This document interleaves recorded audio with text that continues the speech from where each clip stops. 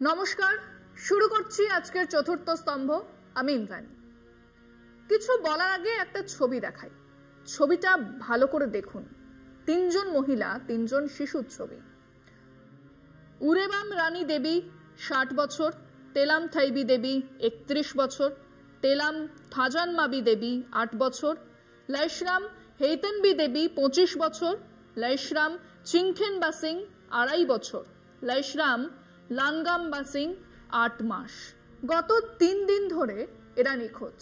এদের পাওয়া যাচ্ছে না। এদের মৃতদেহ পায়নি মিলিটারি বা পুলিশ পেট্রোলিং পার্টি। গত বৃহস্পতিবারে মণিপুরের গিরিবাম জেলাতে একজন আদিবাসী রমণীকে ধর্ষণ করার পরে জ্যান্ত জ্বালিয়ে মেরে ফেলা হয়। তারপর থেকে মণিপুরের বিভিন্ন প্রান্তে আবার নতুন করে অশান্তি শুরু হয়েছে। ওই গিরিবাম জেলার এক রিলিফ ক্যাম্প জ্বালিয়ে দিয়েছে সশস্ত্র দুষ্কৃতীরা। 2 জন ঘটনাস্থলেই মারা গেছেন। দুজনেই প্রবীণ, ওই ক্যাম্প দেখাশোনার কাজ করতেন। বাকিরা আবার নতুন করে নিরাশ্রয়। আর এই 6 জনের কোনো খোঁজ এখনো পর্যন্ত পাওয়া যায়নি। আমাদের দেশের বিভিন্ন অংশে গণতান্ত্রিক উৎসব চলছে, নির্বাচন হচ্ছে। 60, 75, 80% মানুষ নির্বাচনে ভোট দিচ্ছেন। রকমফের দলের নেতা মন্ত্রীরা প্রচার করছেন। মোদিজি দেশের বিকাশের কথা বলছেন। অমিত শাহজি নকশালদের মেরে পাট করে শুইয়ে দেবার কথা বলছেন। আর এই দেশের এক প্রান্তে 3 দিন ধরে 6 জন মহিলার খোঁজ নেই। এক আদিবাসী মহিলাকে ধর্ষণ করার পরে জ্যান্ত পুড়িয়ে মেরে ফেলা হলো। কোনো শব্দ শুনেছেন কোথাও? এ রাজ্যের রিমঝিম, শাশ্বতী, মহেশ্বেতাদের একটা স্টেটমেন্ট, 150 গ্রাম বীর্যের প্রবক্তার মুখে একটা কথা, বিপ্লবী কমরেড কিঞ্জল নন্দের কোনো বক্তব্য শোনেননি। কেন শোনেননি? মণিপুর কি বাইরের কোনো দেশ? সেখানকার নাগরিকরা আমাদের সহনাগরিক নয়? এই 6 জন মহিলা শিশুর কথা তবে বলবে কে? বিপ্লবী সিপিএম এর তরফে কোনো বিবৃতি? এক সময় ওই মণিপুরে শক্তপোক্ত সংগঠন ছিল সিপিআই দলের, তাদের বিবৃতি না, নেই। ঠিক এই নীরবতার মধ্যে দিয়ে গত বছরের 3রা মে 2023-এ মণিপুরে জাতি দাঙ্গার আগুন জ্বলে ওঠে। অবশ্য বলা ভালো, খুব বুঝে শুনে ওই জাতি দাঙ্গার আগুন জ্বালানো হয়। এদেশের রাজনীতিবিদরা চিতার আগুনে রুটি বানিয়ে খেতে ভারী মজা পান।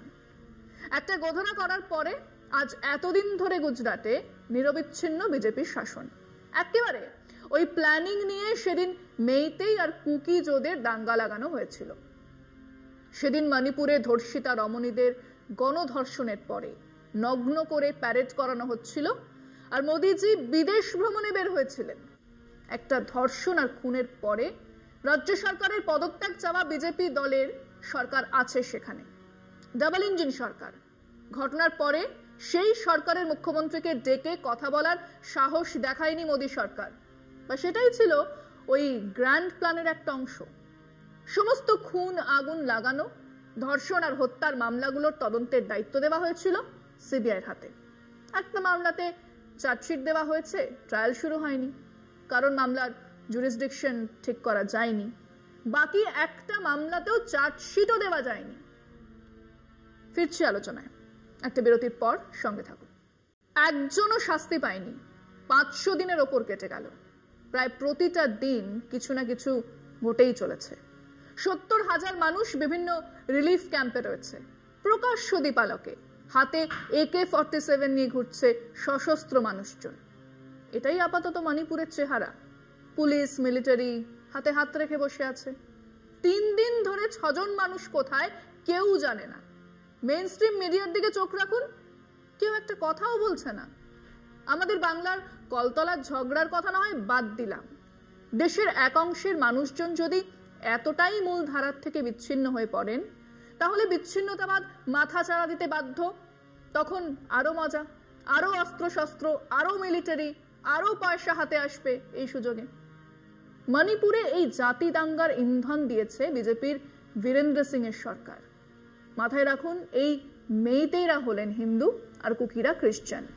এদের মধ্যে হিন্দু মেইতেদের সংখ্যা অনেক বেশি। এদের ভোট পুরোটা পাবার জন্য সরকারে বসেই বিভাজনের কাজ শুরু করেছিল বিজেপি সরকার। সেই চেষ্টার ফল ধরেছে, জ্বলছে মণিপুর। 500 দিনের বেশি কেটে গেল, জাতি দাঙ্গা বন্ধ করা যায়নি। কুকিরা পালিয়েছেন সমতল ভূমির গ্রাম ছেড়ে, তাদের চার্চ ভাঙা হয়েছে। অন্যদিকে পার্বত্য অঞ্চলে থাকা মেইতেদের পলায়ন সমতল ভূমির দিকে। এখনো সরকার হাত গুটিয়ে বসে আছে, আর প্রধানমন্ত্রী বিদেশ ঘুরে আসার পর এই নারকীয় ছবি দেখে একবার লজ্জিত হয়েছিলেন, তারপরে আবার নিজের কাজে মানে ঘৃণা ছড়ানোর কাজে মন দিয়েছেন। আচ্ছা, এই চূড়াচাঁদ মণিপুরের জিরিবামের হত্যা আর ধর্ষণের ঘটনা শুনে, ছবি দেখে আপনার বিলকিস বানুর কথা মনে পড়ছে না? ঘটনা কিন্তু হুবহু এক। ওখানে গোধরার ঘটনা ঘটল, সারা রাজ্যে ছড়িয়ে গেল খবর যে মুসলমানেরা আগুন দিয়েছে ট্রেনে। তারপরেই গোধরা থেকে পালানো বিলকিস বানুর পরিবারের 5 জন পুরুষকে খুন করা হলো, বিলকিস বানুকে ধর্ষণ করা হলো। পুলিশ এফআইআর নিল না। বেশ কিছুদিন পরে অন্য থানায় যদি বা এফআইআর নেওয়া হলো, গ্রেফতার হলো না। খবর ছড়ালো, কিছু সংগঠন আদালতে গেল, তারপরে গ্রেফতার হলো। চূড়াচাঁদ মণিপুরের ঘটনা, জিরিবামের ঘটনা, বিলকিস বানুর ঘটনার প্রতিচ্ছবি। এখানেও রটে গেল বা রটানো হলো যে মেইতে রমণীদের ধর্ষণ করে হত্যা করা হচ্ছে। বহু পুরনো দিল্লির আয়ুষী হত্যার এক ছবি সেখানে ভাইরাল হলো বা ভাইরাল করানো হলো।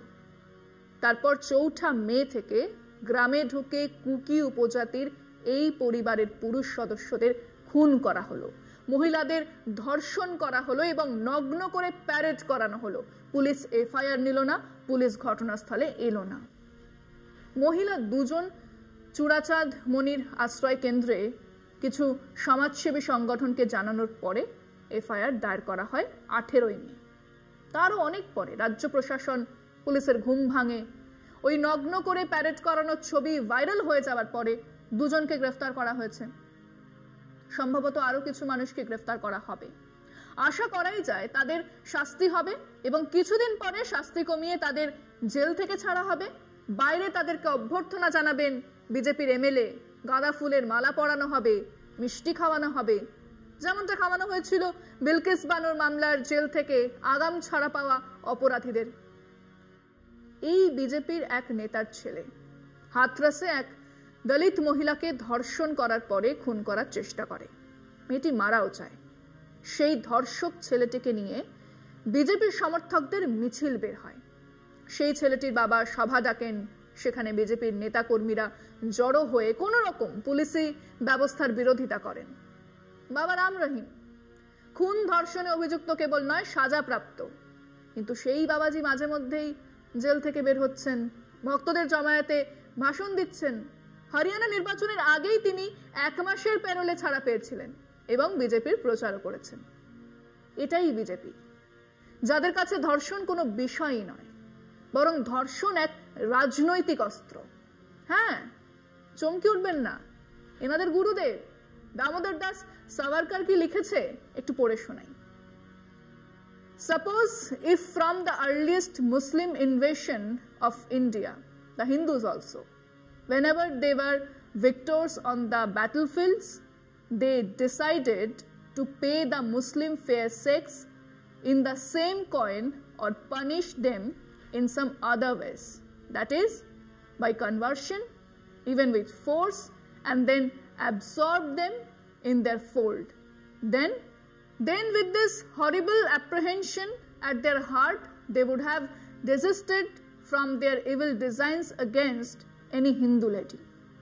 উনি বলছেন যে আগে মুসলমান আক্রমণের সময় হিন্দু রমণীদের যে ধর্ষণ বা হারেমে নিয়ে গিয়ে জোর করে বিয়ে করা হয়েছিল, হিন্দু জয়ী রাজারাও যদি ওই একই পদ্ধতিতে জবাব দিতেন, মানে ধর্ষণ করতেন বা জোর করে বিয়ে করতেন, তাহলে মুসলমান আক্রমণকারীরা ভয় পেত। কোন প্রসঙ্গে উনি এই কথা বলছেন? তিনি 2টো ঘটনার উল্লেখ করেছেন। প্রথমটা হলো শিবাজির। তিনি কল্যাণ আক্রমণ করেন, কল্যাণের শাসক পরাজিত হয় এবং পালিয়ে যায়। সেই শাসকের পুত্রবধূকে শিবাজি সমর্যাদায় ফিরিয়ে দিয়েছিলেন তার আত্মীয়দের কাছে। অন্য ঘটনা হলো পেশওয়া চিমাজি আপ্পার ঘটনা। চিমাজি আপ্পা আক্রমণ করেছিলেন পর্তুগিজ শাসিত বাসিন। শাসক হেরে যায়, পালিয়ে যায়। তার ঘরের মহিলাদের সসম্মানে তাদের আত্মীয়দের কাছে ফিরিয়ে দেওয়া হয়। কিন্তু সাভারকর এই ঘটনায় অসন্তোষ প্রকাশ করেছেন। তিনি মনে করেন ধর্ষণ আসলে এক রাজনৈতিক অস্ত্র। মুসলমান বা খ্রিস্টানদের বিরুদ্ধে জয়ী রাজাদের এই অস্ত্র ব্যবহার করা উচিত ছিল, এবং এটাই বিজেপির আদর্শ। ওই বেটি পড়াও বেটি বাঁচাও কেবলমাত্র কথার কথা। আসছি আলোচনা আর একটা বিরতির পর, সঙ্গে থাকুন। দেশের হয়ে যারা সোনা রূপো এনেছে তাদের সমস্যারে জানালো তাদের যৌন নির্যাতন করা হচ্ছে। তারা জানালেন এই কাজ করছেন বিজেপির এক বাহুবলী এমপি ব্রিজভূষণ শরণ সিং। কি হলো? প্রথমে এফআইআর নেওয়া হচ্ছিল না, সেই খেলোয়াড়রা দিল্লির রাস্তায় ধর্নায় বসলেন, তাদের মেরে তুলে দেওয়া হলো। বহু পরে এফআইআর হলো, একজন নাবালিকাও ছিলেন অভিযোগকারীর তালিকায়। তিনি কিছুদিন পরে তার অভিযোগ ফিরিয়ে নিলেন। এরপর তিনি ইন্টারিম বেল পেলেন, আর তারপর তিনি জামিন পেয়েছেন, আর তার ছেলে বিজেপির টিকিটে সাংসদ হয়েছেন। এই হলো বিজেপির শাসন। এবং এটাই তো স্বাভাবিক। যে দেশের প্রধানমন্ত্রী নিজের বিয়ের কথা চেপে যান, যিনি তার বিবাহিত স্ত্রীর সঙ্গে থাকেন না কোনো কারণ ছাড়াই, যিনি তার বিবাহিত স্ত্রীকে সম্মান দেন না, তার এই ঘটনায় লজ্জা পাওয়া কুমিরের কান্না, ক্রোকোডাইল টিয়ার্সের চেয়ে কিছু বেশি নয়।